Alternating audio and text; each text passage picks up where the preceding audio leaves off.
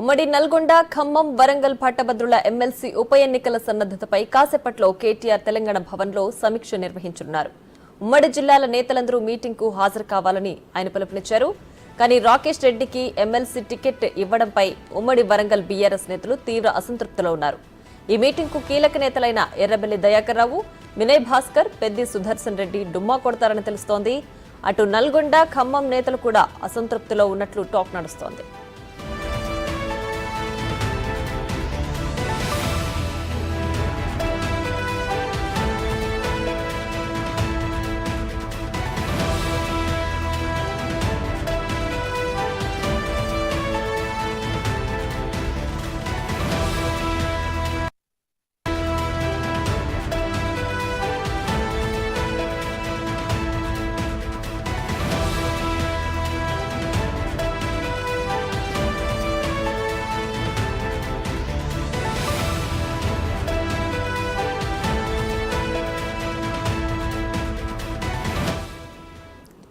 ఇదే అంశానికి సంబంధించి మరింత సమాచారం మా ప్రతినిధి సైదులు అందించడానికి సిద్ధంగా ఉన్నారు. సైదులు చెప్పండి, మరి కాసేపట్లో పట్టభద్రుల ఎమ్మెల్సీ ఎన్నికలకు సంబంధించి కేటీఆర్ సమీక్ష నిర్వహించబోతున్నారు కదా, కంప్లీట్ డీటెయిల్స్ ఏంటి?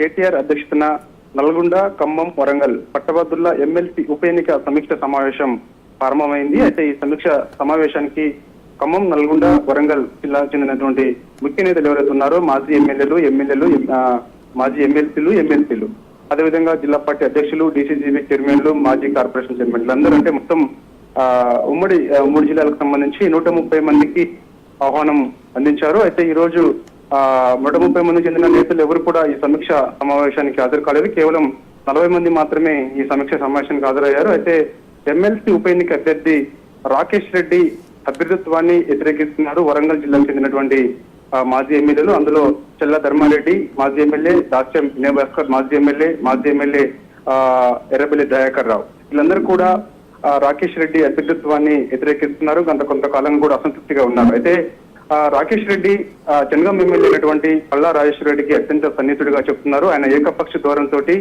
టికెట్ ఇప్పించుకున్నారని చెప్పేసి కూడా, కనీసం టికెట్ ఇప్పించే సమయంలో మమ్మల్ని ఎవరిని కూడా సంప్రదించలేదని చెప్పేసి కూడా అసంతృప్తిగా ఉన్నట్టుగా కూడా మనకు తెలుస్తుంది. దానిలో భాగంగా ఈ రోజు జరుగుతున్నటువంటి కేటీఆర్ అధ్యక్షుల సమీక్ష సమావేశానికి ఈ ముగ్గురు మాజీ ఎమ్మెల్యేలు కూడా హాజరు కాలేదు. వీళ్ళతో పాటు ఉన్నటువంటి కొంతమంది సన్నిహితులు, డీసీజీబీ చైర్మన్లు కానీ, అదేవిధంగా ఎక్స్ కార్పొరేషన్ చైర్మన్లు కానీ ఎవరికి ఈ కేటీఆర్ అధ్యక్షులు జరుగుతున్నటువంటి సమీక్ష సమావేశానికి హాజరు కాలేదు. సో ఇక దీనిపై కూడా కేటీఆర్ కూడా ఆరాధీశారు. అదేవిధంగా గండ్ర వెంకటరామరెడ్డి కూడా ఆహ్వానం అందింది, మాజీ ఎమ్మెల్యే. సో అతను కూడా ఈ సమీక్ష సమావేశానికి హాజరు కాలేదు. నేను వేరే బయట టూర్ లో ఉన్నాను, అస్సాంలో ఉన్నానని చెప్పేసి చెప్తున్నటువంటి పరిస్థితి కనిపిస్తుంది. ఏదైనప్పటికీ కూడా ఈ ఎమ్మెల్సీ ఉప ఎన్నిక ఏదైతే ఉందో, గతంలో ప్రస్తుతం జనగాం ఎమ్మెల్యేగా ఉన్నటువంటి పల్లా రాజేశ్వర రెడ్డి ఎమ్మెల్సీ ఉప ఎన్నిక రాజీనామా చేసి జనగాం ఎమ్మెల్యేగా ఎన్నికాడు కాబట్టి, సో ఇక ఆ ఎమ్మెల్సీ ఉప ఎన్నికకి షెడ్యూల్ విడుదలైంది.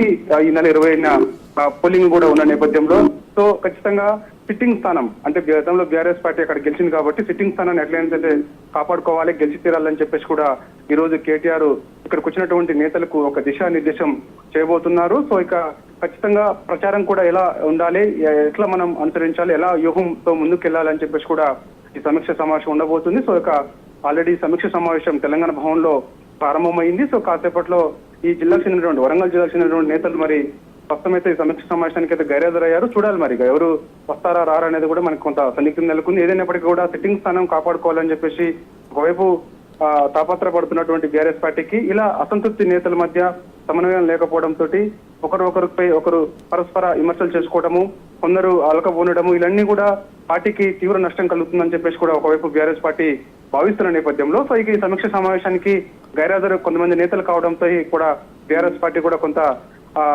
ఆరా తీసింది. సో ఇక చూడాలి మరి ఇక కేటీఆర్ గైరాజరైనటువంటి మాజీ ఎమ్మెల్యేలు ఎవరు ఉన్నారో వాళ్ళందరినీ మరి పిలిపించి బుజ్జగిచ్చి మాట్లాడతారా లేకపోతే లేదా ఏంటనేది కూడా కాసేపట్లో మనకి ఒక క్లారిటీ వచ్చే అవకాశం ఉంది. ఏదైనప్పటికీ కూడా జనగాం చెందినటువంటి పల్లా రాజేశ్వర రెడ్డి ఏకపక్ష నిర్ణయం వల్లనే మేమందరం కూడా ఇలా అసంతృప్తిగా ఉన్నామని చెప్పేసి కూడా తన మాజీ ఎమ్మెల్యేల సన్నిహితులు చెప్తున్న పరిస్థితి కనిపిస్తుంది.